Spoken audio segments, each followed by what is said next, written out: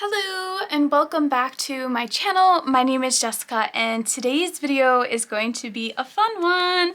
We're going to be swatching out my QOR watercolors and filling up pans to put in this tin. I recently showed this tin in a haul video, which I will link above, but I had to get extra pans. So I got these 100 half pans off of Amazon, and they come with 50 magnets that are already pre-cut and have a sticky backing, which is perfect to put right on. So I did some prep work before I started filming. I pulled out all the pans and I labeled them with the brand name, color name, and pigment number on the side, and put the magnets on the bottom. So I hope those are drying. I have the QOR high chroma set of 6.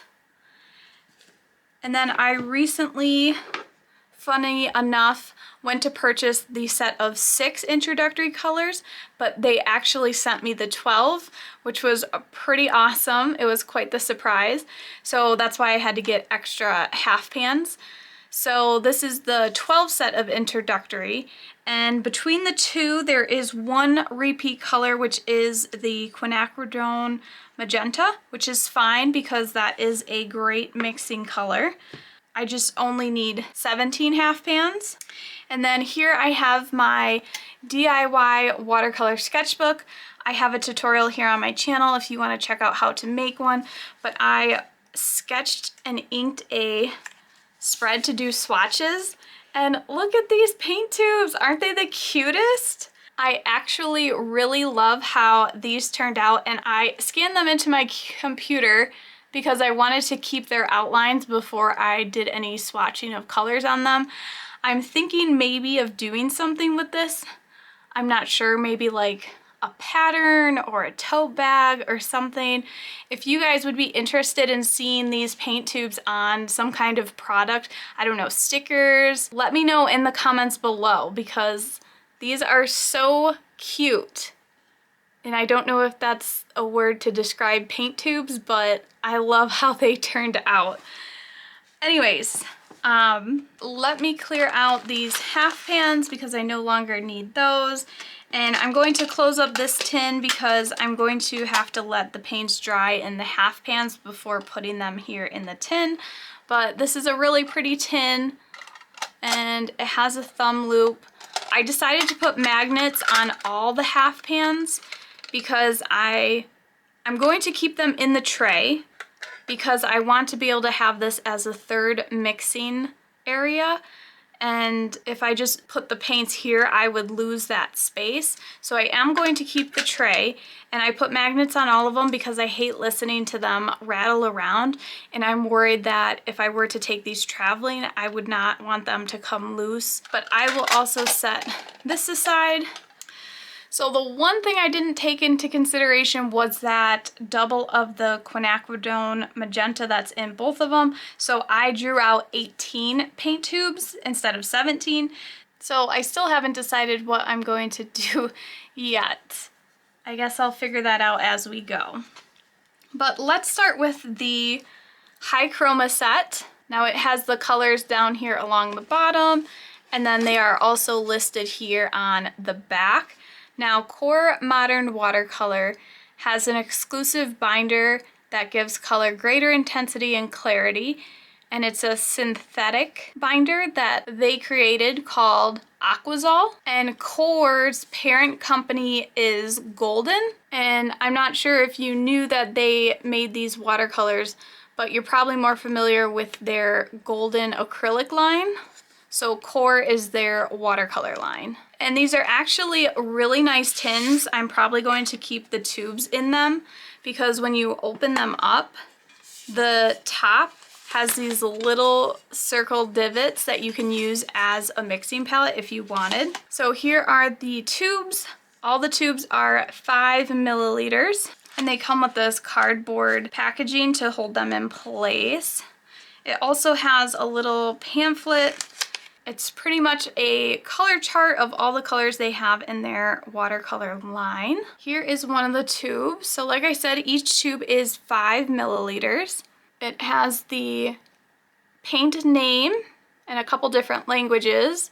It has their series number, light fast rating, and their pigment number, along with the Aquazol binder. I do notice that there's nothing regarding transparency or granulation, and I don't think the chart has anything about that either. The chart doesn't even have their pigment numbers in here. All right, so let's start filling. When I was watching some YouTube videos about the QOR watercolors, I heard someone say that when they dry, they're hard to re-wet or the colors aren't as vibrant. So I'm going to see if that's true. Now, I'm not going to fill these up all the way because these are only 5 milliliter tubes. And also, in case what I heard is true, I don't want to waste a whole bunch of paint and then have it end up not re-wetting or working well after they are dried. Lastly, out of the high chroma set, we have the cobalt teal, and I think this is going to be my favorite color.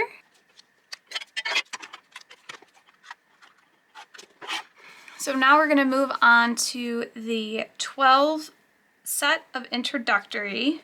Same kind of case, except it's just more filled up. It also has another pamphlet, same thing. I sped up this process of filling the half pans because it ended up being kind of tedious and boring. I will be talking about all the colors and pigment information in the swatching portion coming up, so don't worry about missing that. Now, these 12 tubes were much messier than the high chroma set, and perhaps it was because they were recently shipped and have been moved around a lot, whereas the high chroma set has been sitting in my studio undisturbed for a while, which maybe helped the paint settle some in their tubes. As you saw, I got some on my hands and even some came pouring out after removing the cap. So I definitely do not recommend filling your watercolor pans over whatever you are painting for this reason. You will also want some paper towels handy and a toothpick to help scrape the paint. A paper clip or small palette knife would also do the job. Just be sure to take your time and be prepared to reduce any mess or loss of paint. So let me pack up these tins and stick them to the side.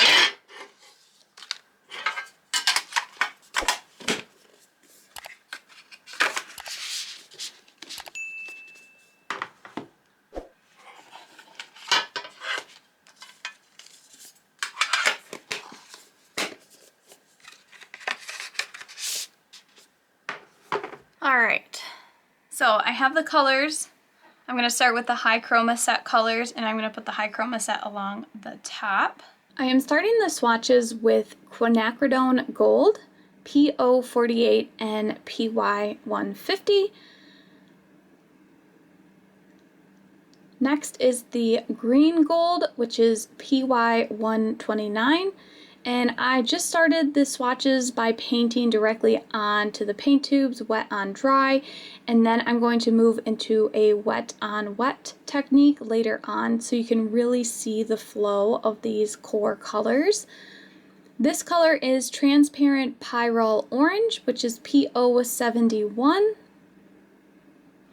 Then I move on to the cobalt teal, PG50, and cobalts are known for granulation, so I was hoping to get a lot more granulation with this color.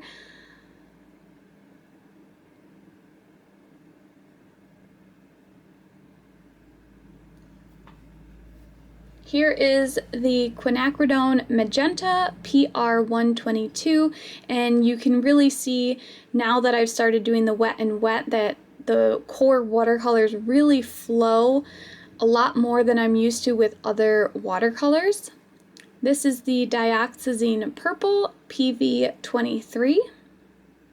Moving on to quinacridone gold deep, PO48,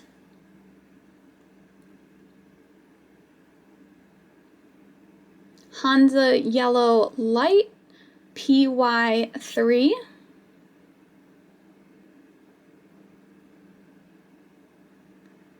Pyrrol Red Light, PR255. And I tried to be kind of fun by painting the watercolor paint coming out of the tubes a little bit, as well as getting a mass tone in certain areas and then a lighter version in other areas. This one is Viridian Green, PG18.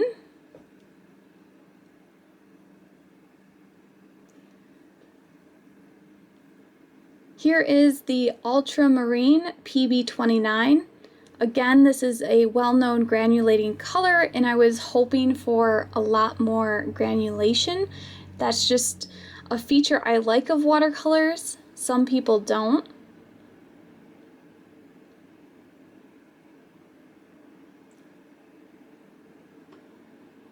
This is Phthalo Blue Green Shade, PB15:3.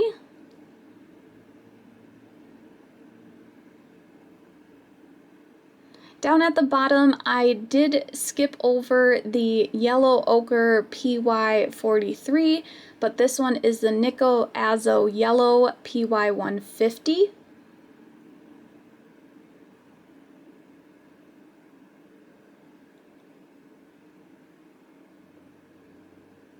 Moving on to the Alizarin Crimson PR177. Then Burnt Sienna, PBR7.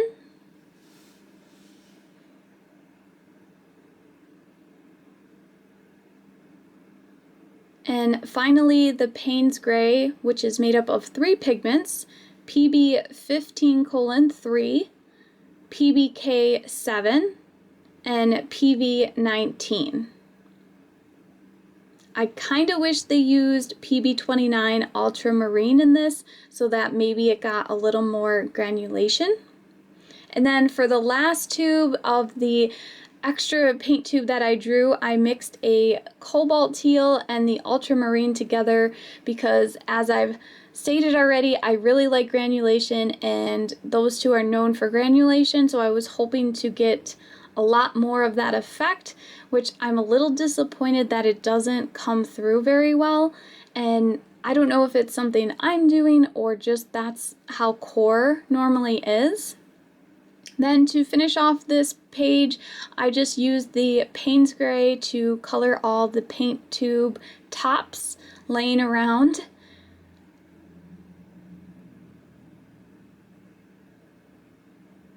And I don't think I mentioned this, but I drew this with my newly purchased fountain pen and a waterproof black ink called Sketch Ink by Royer and Klinger. So I did end up getting all the paints in there. I was worried it'd be a little too messy to get them in, but I didn't fill them up too much, so I was able to get them in with no problem. I kind of arranged them in a way that I think makes more sense to me, and I still have to do a little tiny swatch card that will fit in here. I still have a couple spaces left, probably 1, 2, and if I scoot these down, maybe a third. So I think I have room for about 3 more colors. And after you see all my swatches today, if you have suggestions for which 3 colors you think I should add of the core set, please let me know in the comments below, because I'd love to have a complete palette. So I'm gonna close that up so they don't get disturbed while they start to dry. And then here is the final look at the swatches all dried. I did write their names and pigment numbers. So that is it for today's video. I hope you enjoyed it, and I thought it was just a different way of doing some swatches instead of the standard squares. So I hope you enjoyed it. Thanks so much for watching, and I will see you in the next one. Bye!